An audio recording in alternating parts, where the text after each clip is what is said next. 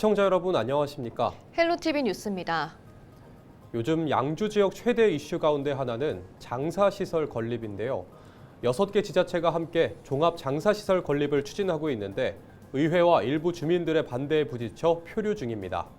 찬반 갈등이 길어지면서 화장 대란도 장기화될 전망입니다. 보도에 김신혜 기자입니다. 양주시가 화장시설 건립에 본격적으로 나선 건 지난 2023년. 양주시 화장률은 90%를 넘어서지만 경기 북부에는 화장시설이 한 곳도 없어 시민들이 비싼 값을 내고 원정 화장을 하고 있기 때문입니다. 비용은 10배 차이, 화장을 할 수 있는 시간대도 선택지가 적습니다.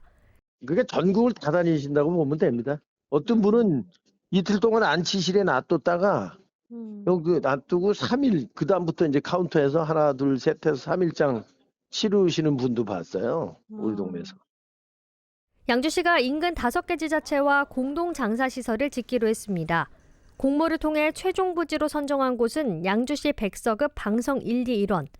그런데 지난해부터 이 부지를 두고 반대 목소리가 커지면서 제동이 걸리고 있습니다.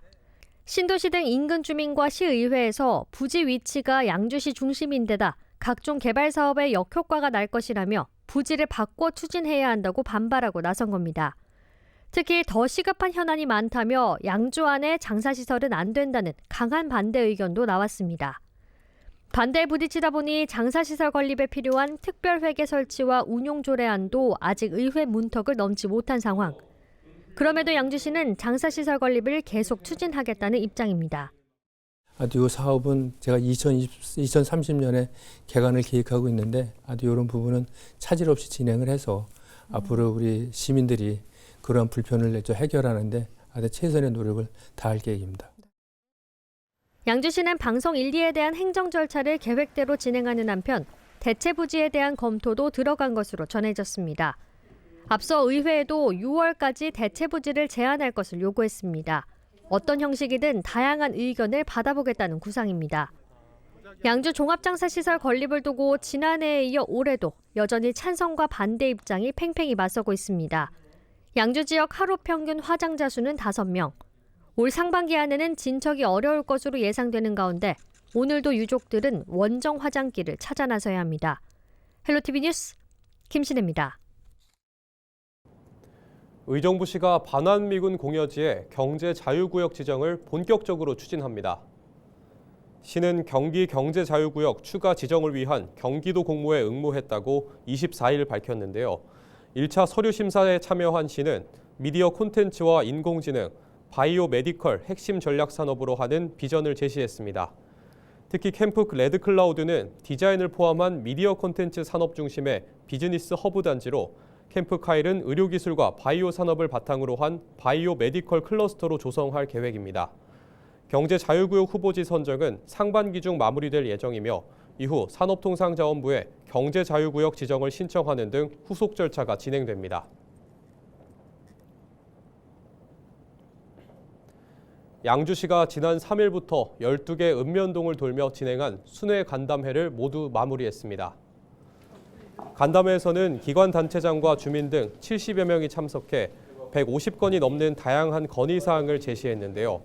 주요 건의에는 회천중앙역 조기 준공과 광석지구 개발 추진, 국도 3호선 평화로 확장과 교외선 열차 운행 횟수 조정 등이 포함됐습니다. 양주시는 이번 간담회에서 접수된 의견을 토대로 후속 조치를 마련하고 지속적으로 소통할 계획이라고 밝혔습니다. 동두천시가 행정안전부의 2024년 데이터 기반 행정실태 점검평가에서 최고 등급인 우수기관으로 선정됐습니다. 행정안전부는 전국 679개 기관을 대상으로 데이터 분석과 활용, 관리체계 등 10개 세부 지표를 평가했는데요. 동두천시는 기초자치단체 평균보다 31.33점 높은 94.5점을 획득했습니다. 특히 10개 평가 지표 중 데이터 분석 과제 발굴 실적 등 8개 지표에서는 만점을 기록했습니다.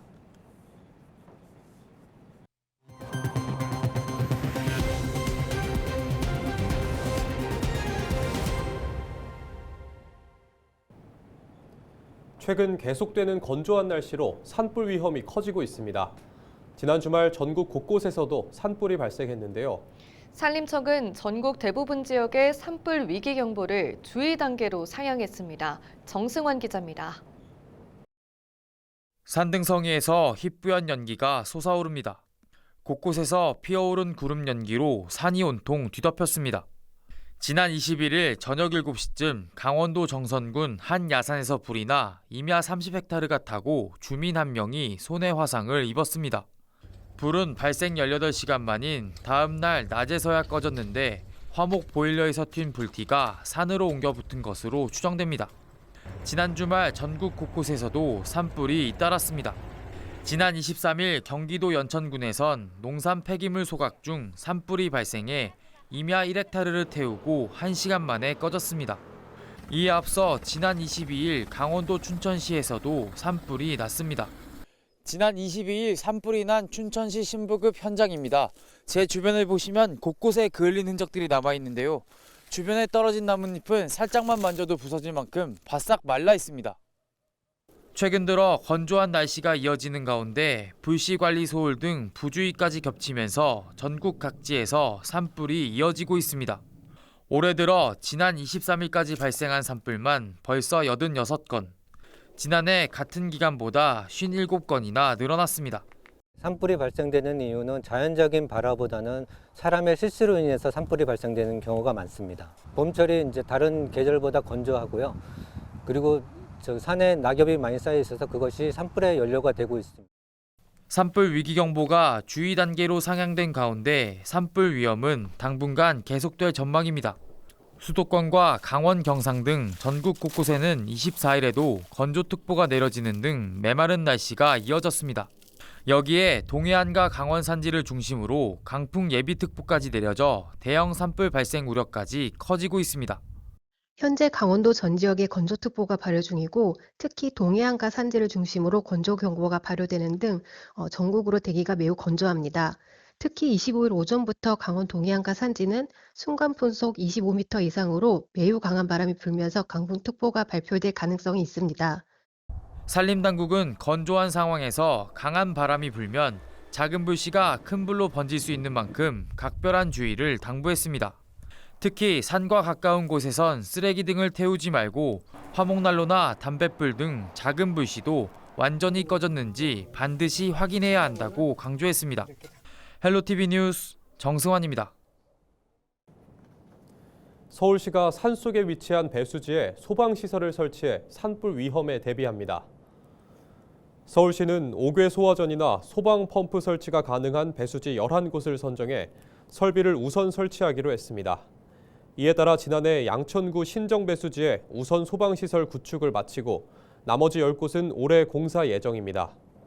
또 소방 설비가 어려워 이번 사업에서는 제외됐던 배수지 17곳도 용역을 통해 추가 설치에 나설 계획입니다. 경기도가 지난해 1월부터 경기도형 준공영제인 시내버스 공공관리제를 1년간 시행한 결과 민원과 교통사고 건수가 감소하고 운행 횟수와 막차 시간 준수율이 증가한 것으로 나타났습니다. 도는 지난해 1월부터 시내버스 공공관리제를 시행한 300개 노선 2,100여 개를 대상으로 시내버스 민원 교통사고 건수와 운행 횟수 준수율 등 시내버스 전 분야에 대한 평가 결과를 발표했습니다. 평가 결과를 보면 국민신문고 등으로 접수된 시내버스 민원 발생 건수는 2023년보다 27% 감소했습니다. 31개 시군에서 여객 자동차 운수사업법 위반으로 실시한 행정처분 건수도 지난 2023년 404건에서 2024년 342건으로 15% 감소되는 등 제도 시행 이후 운전자 법규 위반과 이용객 불편이 줄어든 것으로 나왔습니다. 시내버스 교통사고도 2023년 1,070건에서 2024년 732건으로 32% 낮아졌습니다. 경기도는 이번 평가를 토대로 서비스 개선, 재정 절감, 노선 개편, 공공성 확보 분야를 중심으로 시내버스 공공관리제 종합계획을 수립하기로 했습니다.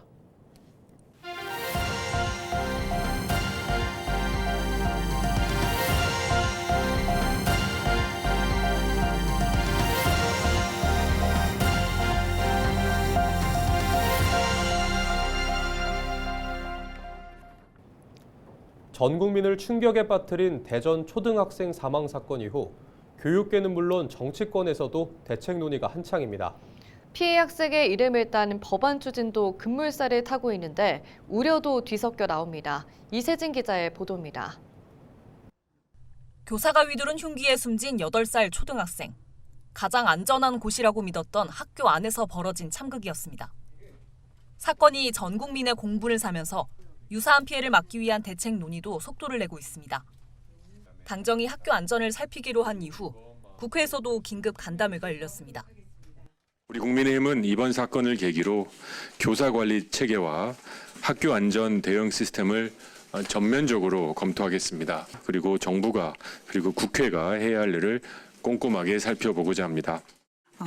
우울증인지 정신질환인지 이런 것들이 그 원인으로 되었다라고 하면서 또 이걸 해법에 있어서도 교육이나 교육부 관계자만 참여해서는 또 놓치는 부분이 있을 것 같아서 보건복지에서 함께하고.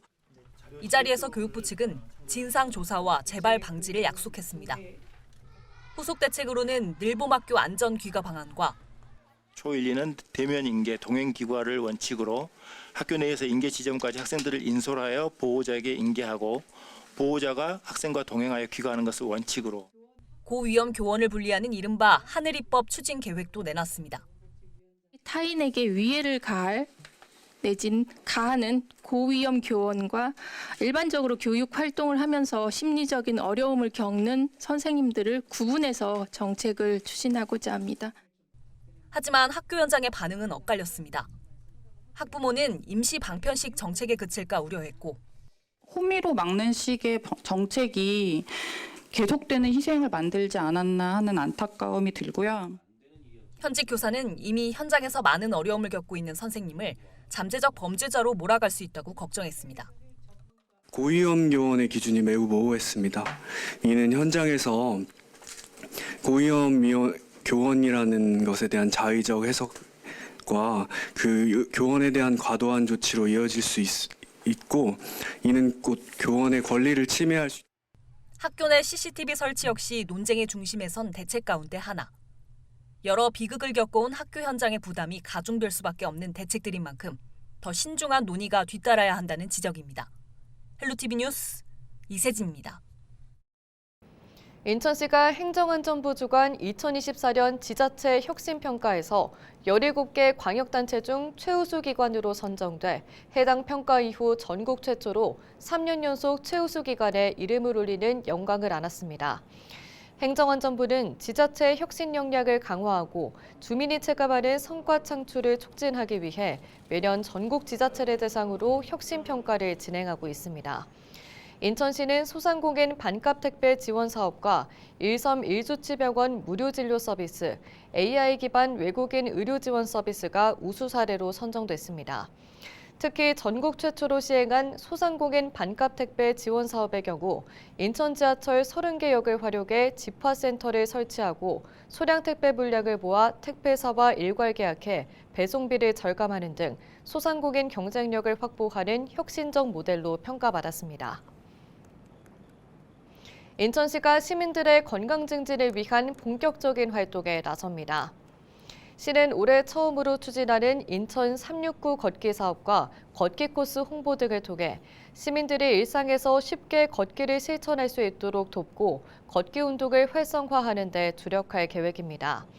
우선 369 걷기 챌린지는 시민들이 하루 7,000보 이상 걷기를 목표로 설정해 실천할 수 있도록 돕는 프로그램으로 걷기를 지속적으로 이어나갈 수 있게 유도할 예정입니다.